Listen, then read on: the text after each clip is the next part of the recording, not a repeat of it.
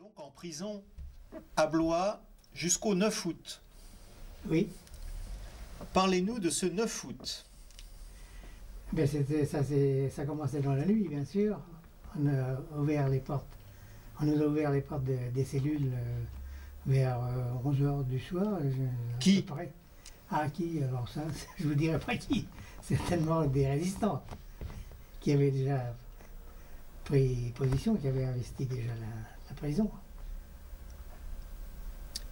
Et donc ces résistants ont libéré tous les prisonniers.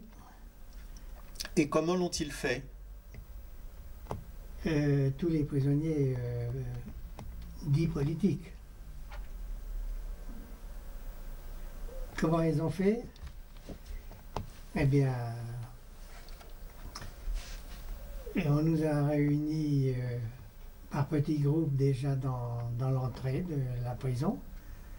Les femmes devaient partir en premier, par petits groupes de 5-6, je ne sais plus, une dizaine peut-être.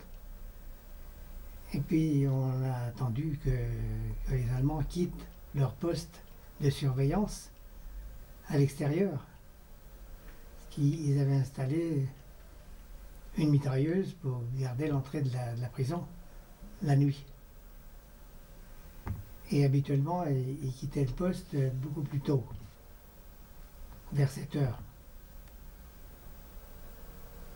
Et ça s'éternisait un petit peu, on s'inquiétait un peu, parce qu'il faisait jour. Ils avaient parlé de nous lâcher aussi dans la nuit, mais là, il y avait un clair de lune, là. Et c'était pas possible.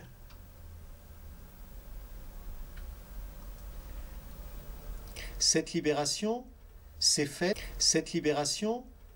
faite par les résistants, oui, en bonne et due forme légale, avec une vraie levée d'écrou. Oui, on nous avait remis à l'avance nos effets personnels. Enfin, on n'avait pas grand-chose. L'argent, ceux qu'il y en avait. Quand c'était notre tour, ils ont libéré d'abord les femmes. Ensuite, par petits groupes. Et puis, il fallait sortir calmement, quoi, sans courir, pour ne pas attirer trop l'attention. Puis après, bien sûr, une fois, quand on a pris un petit peu de distance, on a cavalé, bien sûr. Direction la chaussée, fossé, Saint-Boer. Et là, j'ai rencontré mon père qui venait à ma rencontre parce qu'il ne savait pas que j'étais libéré. Mais